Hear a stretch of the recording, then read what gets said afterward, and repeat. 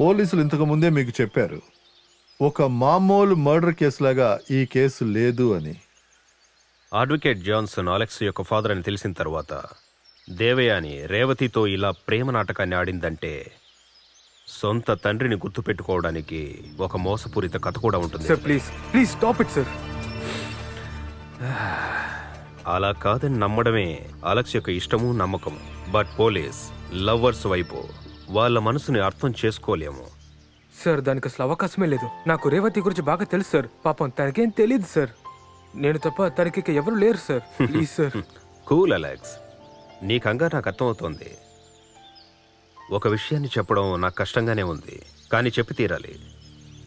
Advocate Johnson involve అయిన ఆ గుంపు చేసిన పెద్ద నేరం వల్ల జీవితాన్ని కోల్పోయిన వాళ్ళ పవర్ఫుల్ రియాక్షనే ఇది.